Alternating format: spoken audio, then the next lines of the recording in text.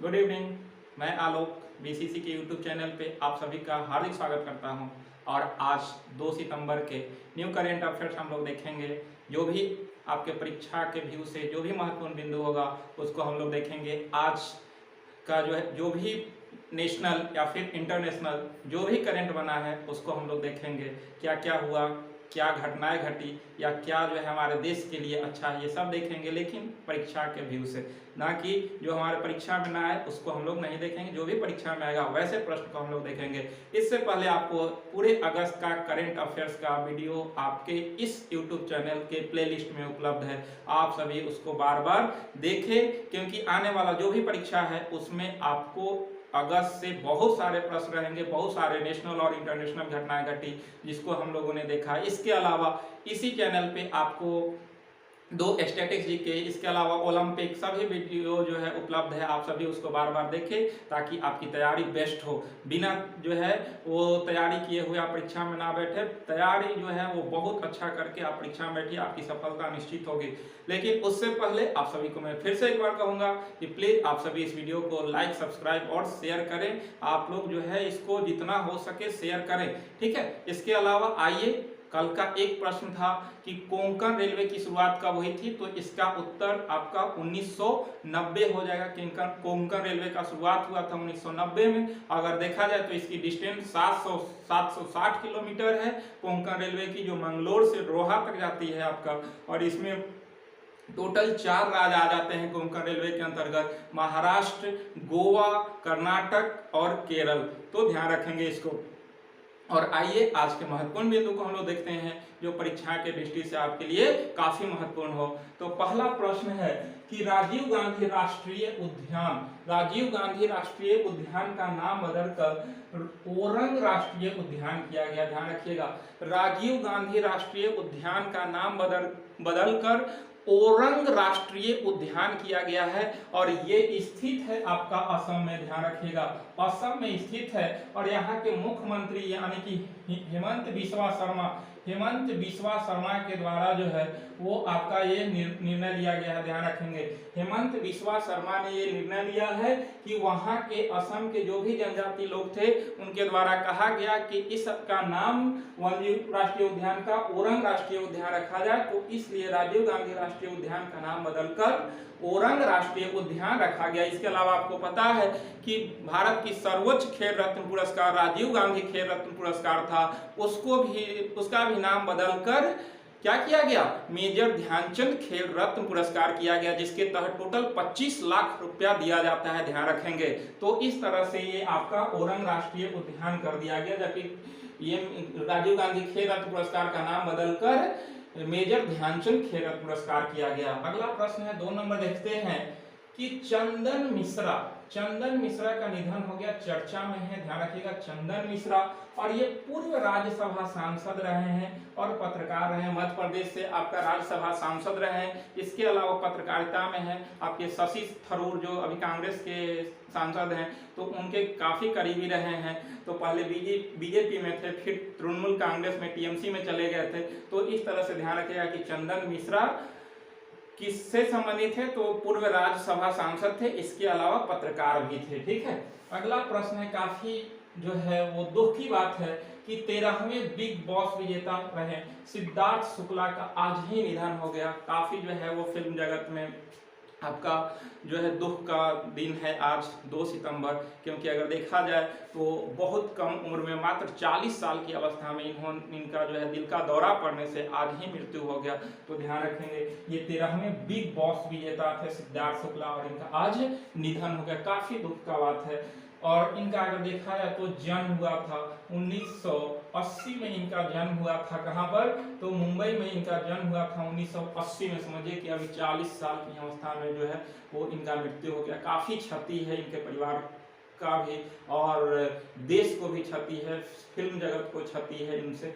तो 1980 में इनका जन्म हुआ था। टीवी में डेब्यू किए थे। 2004 में ये डेब्यू किए थे पहली बार, ठीक है, 2004 में डेब्यू किए। 2008 में बाबुल के आंगन छूटे ना, बाबुल के आंगन छूटे ना सीरियल में पहली बार काम किया था। बाबुल के आंगन छूटे ना पहला सीरियल जिसमें इन्होंने काम किया था और टीवी पर आया था। इसके अलावा हम्पटी शर्मा की दुल्हनिया आप देखे होंगे, हम्पटी शर्मा की दुल्हनिया 2014 में ये मूवी आई थी, उसमें इन्होंने शो किया था हम्पटी शर्मा की दुल्हनिया में। सिद्धार्थ मिश्रा ने, ध्यान रखिएगा, सिद्धार्थ शुक्ला ने जो है वो हम्पटी शर्मा की दुल्हनिया में 2014 में शो किया था। इसके अलावा 2021 में आई वेब सीरीज काफी चर्चा में था 2021 में, broken but beautiful. Broken but beautiful में जो है आपका किरदार निभाया, तो वेब सीरीज में भी इन्होंने काम शुरू किया था, लेकिन आज ही इनका दिल का दौरा पड़ने से निधन हो गया। तो काफी जो है वो चिंता का जो है वो दुख का समय है आज, ठीक है। तो नेक्स्ट अगला प्रश्न को हम लोग देखते हैं कि जंगल टी टॉय ट्रेन सफारी, काफी चर्चा में है कि जंगल टी टॉय ट्रेन सफारी की शुरुआत कहाँ किया गया। तो इसकी शुरुआत आपका पश्चिम बंगाल में किया गया है, पश्चिम बंगाल में इसकी शुरुआत किया गया है जंगल टी टॉय ट्रेन सफारी का।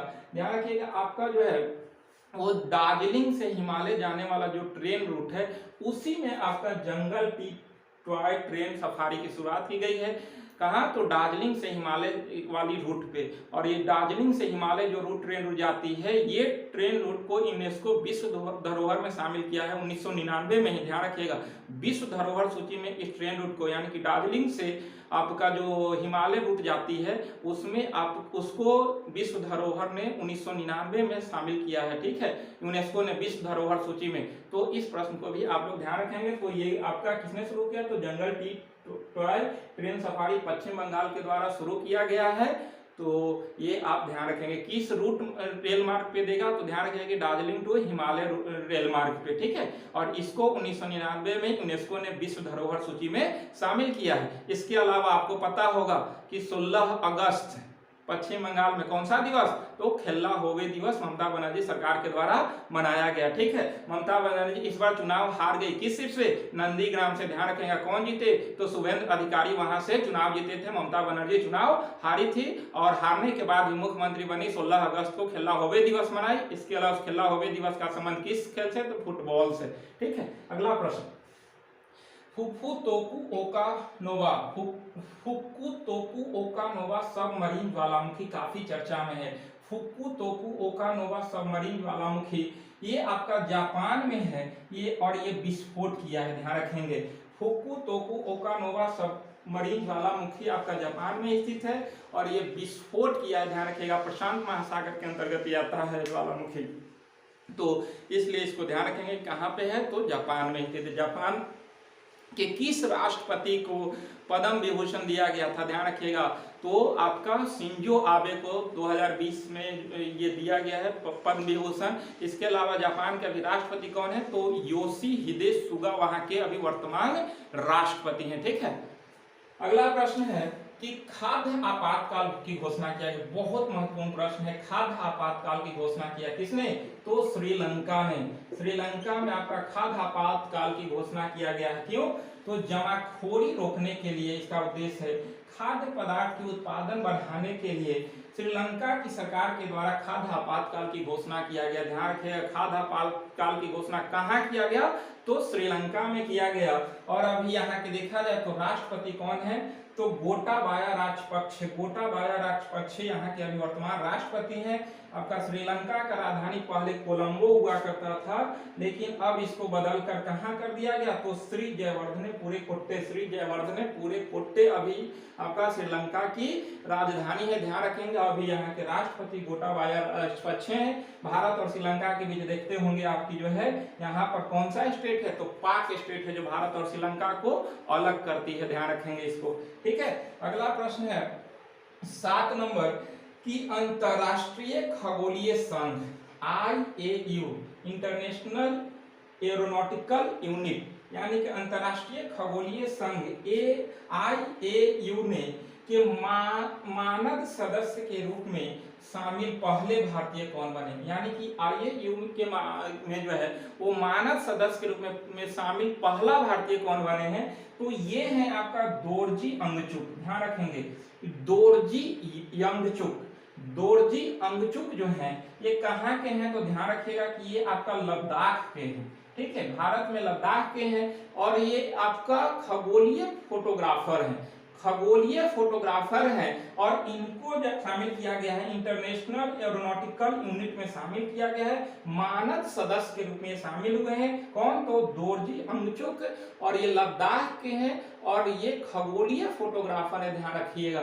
ठीक है। तो पहला भारतीय बने जिन्होंने आईएयू के मानद सदस्य के रूप में शामिल हुआ है। इसके अलावा अगर देखा जाए तो आईएयू की स्थापना कब हुआ था, तो 1919 में आईएयू का स्थापना हुआ था। इसका मुख्यालय देखा जाए तो पेरिस में है, ठीक है, यानी कि आईएयू का मुख्यालय कहाँ है, तो पेरिस में है, आप इसको ध्यान में रखेंगे। तो ये आपका था आईएयू से प्रश्न। अगला है कि संसदीय आउटरीच कार्यक्रम का चौथा संस्करण का उद्घाटन किया गया, यानी कि संसदीय आउटरीच कार्यक्रम का जो है चौथा संस्करण है, और इसका उद्घाटन अभी वर्तमान में हमारे जो लोकसभा अध्यक्ष हैं ओम बिरला लोकसभा अध्यक्ष हैं, इनके द्वारा आपका जम्मू एंड कश्मीर में किया गया। ध्यान रखिएगा, जम्मू एंड कश्मीर में संसदीय आउटरीच कार्यक्रम का उद्घाटन किया गया, किसके द्वारा, तो ओम बिरला के द्वारा किया गया है। ध्यान रखिएगा, जो ओम बिरला अभी वर्तमान में हमारे लोकसभा के अध्यक्ष हैं, और ये आपका राजस्थान के कोटा से सांसद हैं ओम बिरला। इसके अलावा अगर देखिएगा तो राज्यसभा के अभी सभापति कौन है, तो राज्यसभा के सभापति जो होते हैं वो देश के उपराष्ट्रपति होते हैं। तो वर्तमान में वेंकैया नायडू वर्तमान में राज्यसभा के सभापति हैं, पदेना सभापति, और लोकसभा के अध्यक्ष ओम बिरला कहां से सांसद हैं, तो राजस्थान के कोटा से सांसद हैं। और इन्हीं के द्वारा आपका ये संसदीय आउटरीच कार्यक्रम का चौथा संस्करण का उद्घाटन किया गया, कहां पर, तो जम्मू कश्मीर में। ध्यान रखिएगा, इसका पहला शुरू किया गया था उत्तराखंड में। ध्यान रखिएगा, इसका पहला यानी कि संसदीय आउटरीच कार्यक्रम का पहला कार्यक्रम का उद्घाटन कहां किया गया था, तो उत्तराखंड में, और चौथा कहां किया गया, तो जम्मू कश्मीर में। इसका उद्देश्य क्या है कि पंचायती राज व्यवस्था को मजबूत बनाने के लिए, अभी आप सुन ही रहे होंगे कि जम्मू कश्मीर में पंचायती राज व्यवस्था को लागू किया गया। तो जम्मू कश्मीर, क्योंकि 2019 में 2019 तक जम्मू कश्मीर भारत का एक राज्य हुआ करता था, लेकिन 2019 में मोदी सरकार के द्वारा जम्मू कश्मीर को दो भागों में बांटा गया, एक लद्दाख बना और एक जम्मू कश्मीर, दो केंद्र शासित प्रदेश बने थे। तो 2019 के बाद जो है वो 2021 में जम्मू कश्मीर में पंचायती राज व्यवस्था लागू किया गया। पंचायती राज व्यवस्था, वहां पर त्रिस्तरीय पंचायती राज व्यवस्था होगा, 3 स्तर वाली पंचायती राज व्यवस्था होगा जम्मू कश्मीर में। और त्रिस्तरीय पंचायती राज व्यवस्था आपको मालूम होगा कि बलवंत राय मेहता कमेटी के द्वारा दिया गया था। 1957 ईस्वी में बलवंत राय मेहता कमेटी ने त्रिस्तरीय पंचायती राज व्यवस्था की सिफारिश की थी, और उसी के सिफारिश को मानते हुए 2 अक्टूबर 1959 को पंडित जवाहरलाल नेहरू के द्वारा आपका राजस्थान के नागौर में विधिवत ढंग से पंचायती राज व्यवस्था का उद्घाटन किया गया था। तो ध्यान रखिएगा कि ये त्रिस्तरीय पंचायती राज व्यवस्था किसने दिया था, तो बलवंत राय मेहता कमेटी ने दिया था। और इसके बाद आप देखिएगा कि तुरंत फिर जो है 1977 में आपका ये अशोक मेहता कमेटी आता है। तो अशोक मेहता कमेटी द्विस्तरीय पंचायती राज व्यवस्था की सिफारिश करती है, लेकिन फिर से बाद में जाकर एलएम सिंघवी कमेटी आती है, और एलएम सिंघवी कमेटी आपका कहती है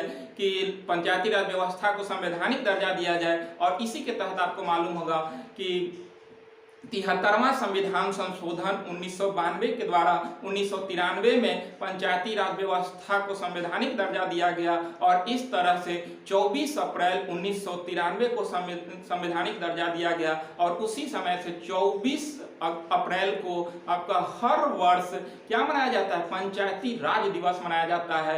और एक अलग अनुसूची 11वीं अनुसूची को जोड़ा गया, और उसी में पंचायती राज व्यवस्था को डाल दिया गया था। तो ध्यान रखिएगा कि 73वां संविधान संशोधन पंचायती राज व्यवस्था से है, और भारत में त्रिस्तरीय पंचायती राज व्यवस्था को लागू किया गया किसके कहने पर, तो बलवंत राय मेहता कमेटी के सिफारिश पे।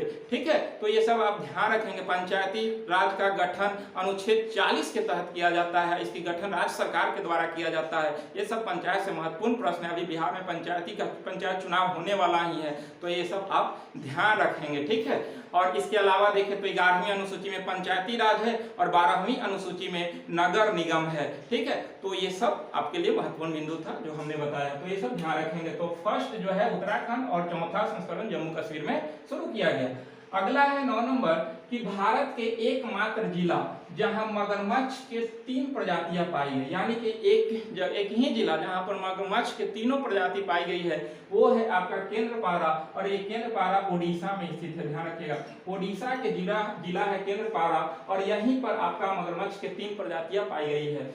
अगला प्रश्न है लद्दाख, जम्मू कश्मीर। देखिए जम्मू कश्मीर के उपराज्यपाल अभी कौन है, तो मनोज सिन्हा। ध्यान रखिएगा आप लोग। लद्दाख के राजकीय पशु कौन है, तो राजकीय पशु लद्दाख का घोषित किया गया है हिम तेंदुआ का। ध्यान रखिएगा, हिम तेंदुआ आपका राजकीय पशु है वहां का, और राजकीय पक्षी जो है वो लद्दाख के कौन है, तो काली गर्दन वाली क्रेन। काली गर्दन वाली क्रेन आपका क्या है, तो पक्षी है, और राजकीय पशु हिम तेंदुआ है लद्दाख का। ध्यान रखेंगे, लद्दाख के उपराज्यपाल RK माथुर हैं। ठीक है, अगला प्रश्न है 11 नंबर कि हमारे प्रधानमंत्री मोदी के द्वारा श्री भक्ति वेदांत स्वामी की 125वीं जयंती पर 125 रुपया की स्मारक सिक्का जारी किया गया। ध्यान रखिएगा, PM मोदी के द्वारा श्री भक्ति वेदांत स्वामी की 125वीं जयंती के उपलक्ष्य में उनका जो है 125 रुपया का स्मारक सिक्का जारी किया गया है। ठीक है, एक प्रश्न हम पीछे वीडियो में आप लोग को दिए थे, ध्यान से देख लीजिएगा कि जो है एक प्रश्न था कि ये कौन सा देश आपका बच्चों को ऑनलाइन गेम खेलने के लिए तीन ही घंटा जो है ऑनलाइन गेम खेल सकते हैं और इससे ज्यादा खेलने के लिए प्रतिबंध लगाया है, तो शायद उसका उत्तर हम रूस करवाए थे, इसका उत्तर आप लोग चीन कर लेंगे। चीन ने ऐसा नियम लागू किया है कि जो भी बच्चा है 18 वर्ष से कम वो 3 ही घंटा ऑनलाइन गेम खेल सकते हैं, तो ऐसा निर्णय चीन के द्वारा लिया गया। हम रूस शायद लिखे थे, इसको आप लोग चेंज कर लेंगे। अगला प्रश्न है 12 नंबर कि भीतरकनिका राष्ट्रीय उद्यान। भीतरकनिका राष्ट्रीय उद्यान काफी चर्चा में है, ये कहां पर है, तो ये आपका ओडिशा में है। ओडिशा में भीतरकनिका राष्ट्रीय उद्यान है। ये देश का दूसरा सबसे बड़ा मैंग्रोव पारिस्थितिकी तंत्र है। पहला आपका जो है वो सुंदरवन अभयारण्य, ये सुंदरवन राष्ट्रीय उद्यान है, और दूसरा आपका जो है भीतरकनिका राष्ट्रीय उद्यान है जो सबसे बड़ा मैंग्रोव पारिस्थितिकी तंत्र में आता है, और ये ओडिशा में इसलिए चर्चा में है कि यहाँ पर सभी पक्षी आकर जो है साल में एक बार आपका जो है वो अंडे देते हैं। तो इस तरह से इस बार ऐसा हुआ कि पिछला बार 1 लाख से कम थे, लेकिन अचानक इसमें लाख से ज्यादा हुआ है, इसलिए भीतरकनिका राष्ट्रीय उद्यान जो है वो चर्चा में बना हुआ है कि सभी पक्षी जो है आकर यहाँ पर जो है अंडा देते हैं, तो पक्षियों की संख्या बढ़े, इसके लेकर भीतरकनिका राष्ट्रीय उद्यान चर्चा में। कहां पर है, तो ओडिशा में, आप ध्यान रखेंगे। इसके अलावा आपको पता होगा सिमलीपाल राष्ट्रीय उद्यान भी आपका ओडिशा में ही है। अगला प्रश्न है 13 नंबर की ITBP के महानिदेशक बने हैं संजय अरोड़ा। ध्यान रखेंगे, संजय अरोड़ा आपका ITBP Indian Tibet border police, Indian Tibet border police के महानिदेशक संजय अरोड़ा बने हैं। इसकी स्थापना हुआ था जब भारत चीन युद्ध हुआ था 1962 में, उसी समय ITBP की स्थापना किया गया था कि जो भी भारत और चीन का बॉर्डर है उस पर ITBP को तैनात किया जाता है, इंडियन